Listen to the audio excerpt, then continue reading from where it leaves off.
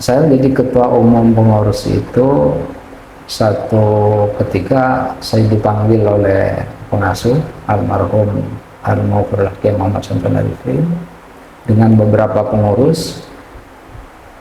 Kemudian waktu itu saya langsung ditunjuk oleh beliau, disuruh ya saya sampai nawatokna saja, walaupun saya berpikir dari sisi kemampuan dan pengalaman saya menjadi pengurus ya masih sangat terbatas. Saya lahir di desa yang sangat terpencil, yang apalagi tahun 65 masih sangat jauh dari segala macam kemajuan dan lain sebagainya.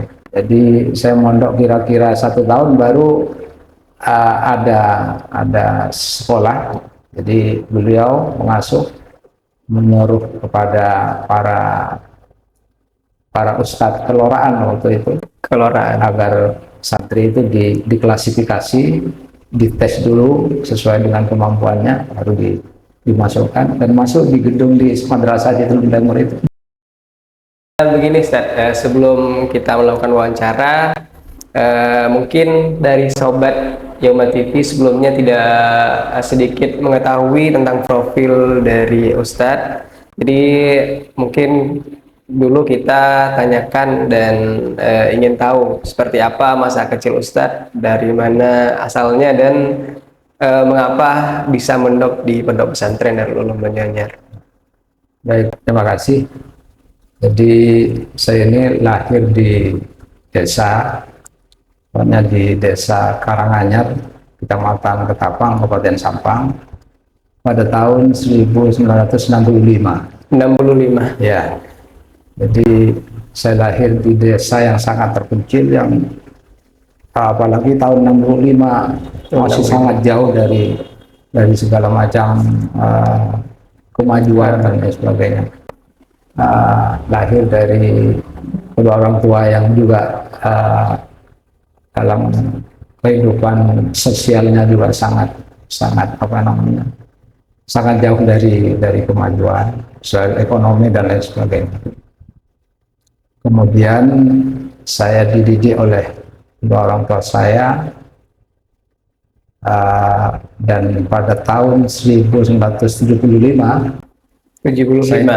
saya dimundurkan ke Banyuanyar. Berarti umur 10 tahun kalau tidak salah. Ya, sekitar 10 tahun. 10 tahun langsung ke Pondok Pesantren Banyuanyar. Waktu itu Banyuanyar diasuh oleh almarhum Kiai Bakir. Oh, masih di periode Kiai Bakir. Ya, di Banyuanyar masih belum ada pendidikan formal waktu itu.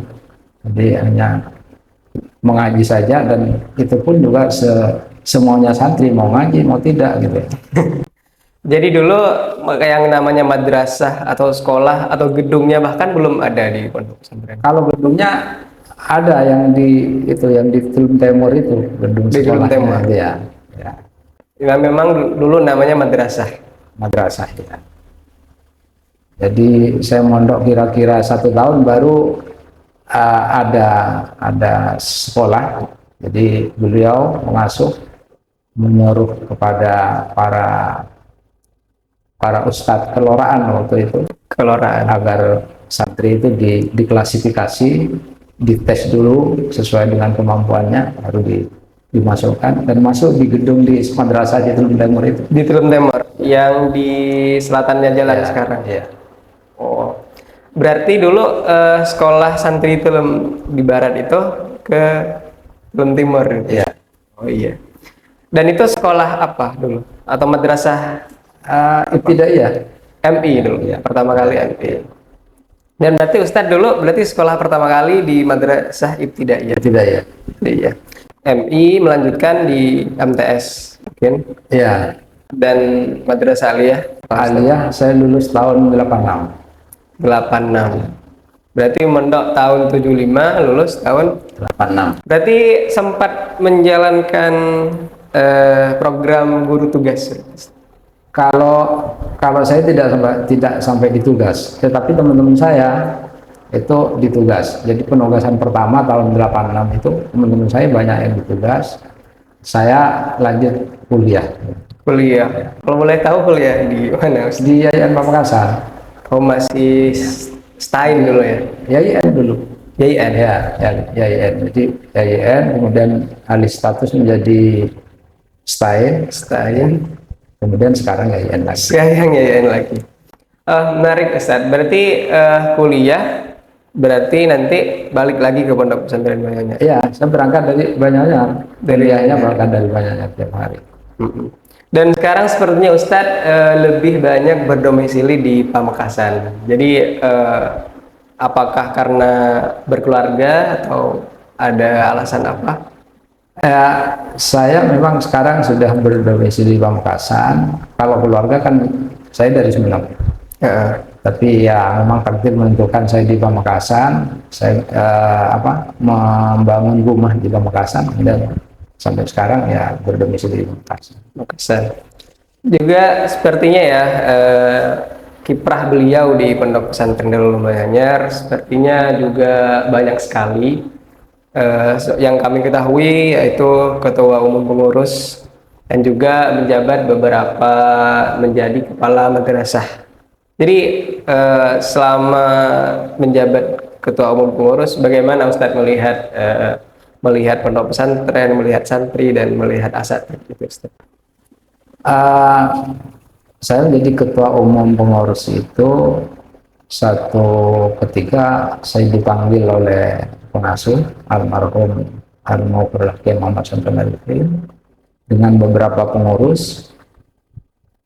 Kemudian waktu itu saya langsung ditunjuk oleh beliau, disuruh ya saya sampai nawatokna saja, walaupun saya berpikir dari sisi kemampuan dan pengalaman saya menjadi pengurus ya masih sangat terbatas gitu.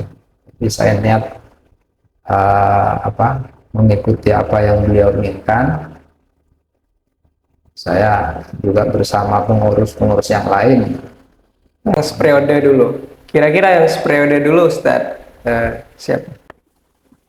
Waktu itu yang satu periode dengan saya termasuk Ustadz Zainuddin Syarif. Ya, Zainuddin Syarif. Kemudian ada Ustadz Arifai, sekarang sudah almarhum. Bukan, sudah keluar dari pesantren, tapi masih membantu pesantren. Dan masih banyak ustadz yang lain. Jadi ya saya menjalankan itu.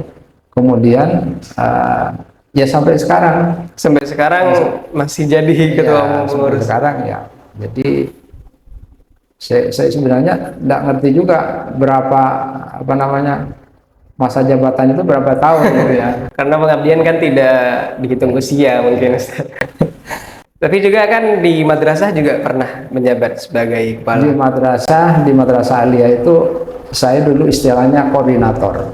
Jadi kepala madrasahnya adalah almarhum Abdul Ghafur. Kemudian ya yang bekerja mengatur administrasi dan sebagainya itu istilah koordinator. Di MTS juga? Kalau di MTS enggak. Oh, berarti di madrasah hanya ngajar aja dulu kalau di MTS. Oh, di MTS.